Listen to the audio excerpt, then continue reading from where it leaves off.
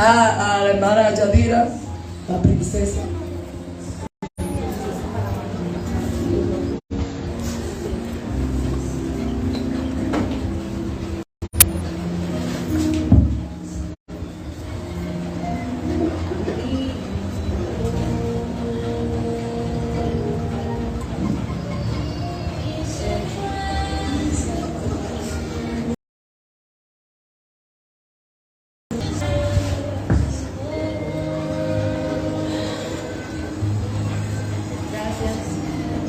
Gracias a todos los que están aquí hoy. Yo pensé tantas veces en lo que yo le iba a decir acerca de que yo recuerdo.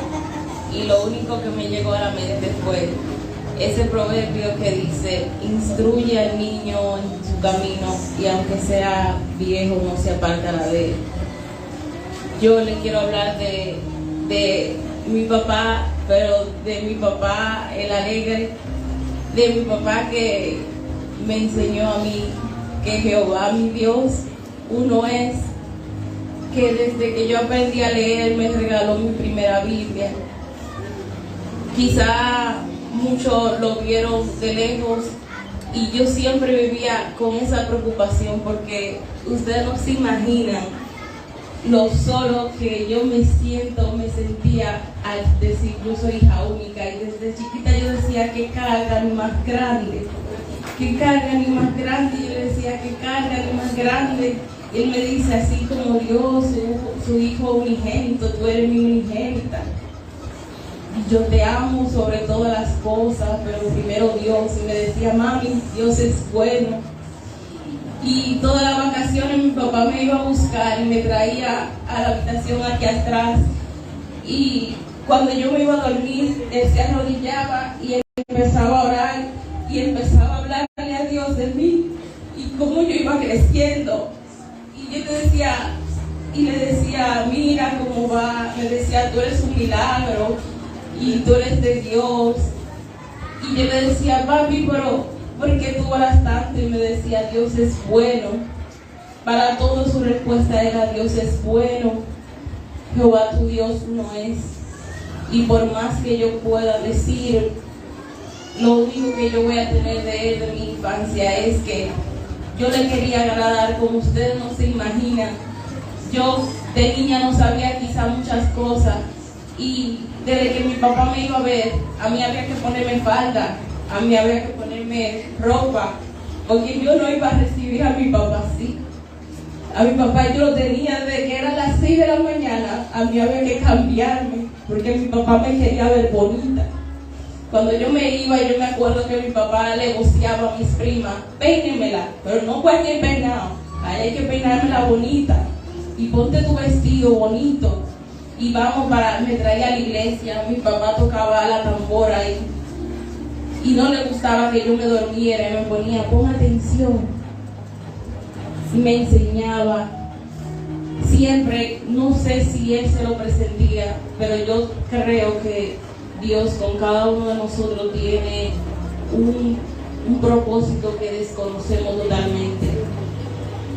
Quizá mi vida no ha sido la más fácil, pero cada vez que yo le decía a mi papá, por ejemplo, algo de mi mamá, o que yo le decía: mira, mami me está diciendo tal cosa de ti, que a mí me duele, porque yo te amo, pero ella me dice tal cosa. Y él me decía: ámala, ámala. Y cualquier cosa, pero yo decía: pero ella no habla mentira, ámala como quiera, ámala. Mi papá amó mucho a su mamá, y cuando ella murió, el día antes de mi cumpleaños, cada vez que él me iba a visitar, él me llevaba al cementerio y así mismo le oraba y me presentaba a ella, y él sabía que ella no estaba ahí, él me lo decía, y yo no sé si él sabía, pero él venía hablando conmigo acerca de este día desde chiquitica. Él me decía: Dios es bueno, todo aquí es vano. Y yo: papi, pero que yo me afanaba por estudiar, y yo me afano por esto, y yo: es que todo es vanidad, me decía él. Y yo: papi tenía un corazón de niño, Papi llegaba un momento que me hablaba tanto de la muerte, y a mí me dolía tanto que ya yo no lo quería escuchar, porque siempre era él cuando yo me muera. Ay, que cuando su papá murió, papi me decía, así mismo, yo no quiero hacer cama, yo quiero irme con Dios. Me decía, ten fuerza, mira que yo cuidé a mis 11 hermanos, siempre me mencionaba, porque papi amaba a su familia. Yo no sé cómo fue que Dios mandó, o ahora entiendo que Dios mandó a la tierra con él, pero papi, yo decía, tú tienes un corazón de niño, porque papi amaba de una manera que de caras largas, del afán de día a día, de hay que trabajar, hay que estudiar, yo necesito tener esto, papi es hoy, solo vivir, y Dios es bueno, Dios es bueno. Me decía, mami, Dios es bueno, ya yo no quiero más nada, ya yo no necesito más nada, me decía él. Yo, papi, no, porque yo no necesito más nada, me decía, todo es vanidad. Si algún día, yo no sé realmente, pero papi tuvo un accidente y Dios lo cuidó, tuvo la oportunidad en ese momento de llevárselo, y yo creo que él en su infinita misericordia así no lo permitió, porque mi papá llegó a verme graduada y yo sé que yo era su mayor orgullo.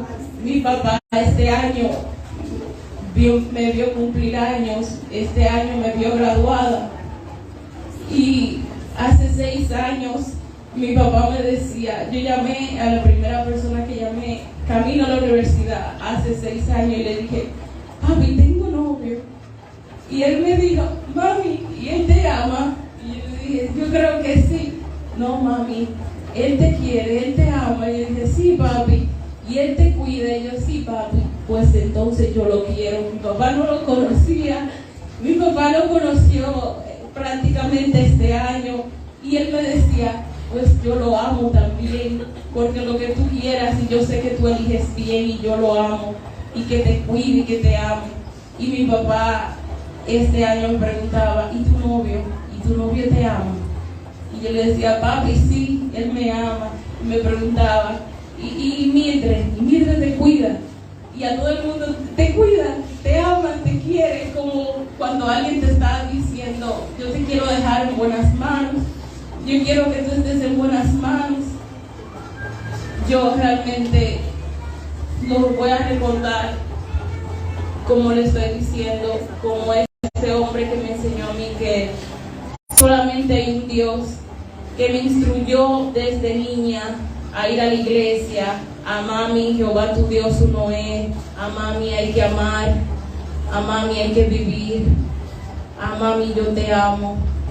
Si algún día Dios, en su infinita misericordia, el plan que Él tenga conmigo se haya de cumplir, yo espero tener por lo menos la mitad del corazón que Él tuvo, de esa sencillez, de esa humildad, de esa alegría con la que Él vivió. Y yo realmente, a la hora de su muerte, ya le digo yo, quizá ya tenía ese CD, porque ya Él incluso me había llamado un día y me dijo, mami, cuando yo me muera tiene que enterrarme allá, cerca de mi mamá. Y yo, papi, no me hable de eso. Y le colgaba porque a mí no me gustaba que me hablara de nada de eso.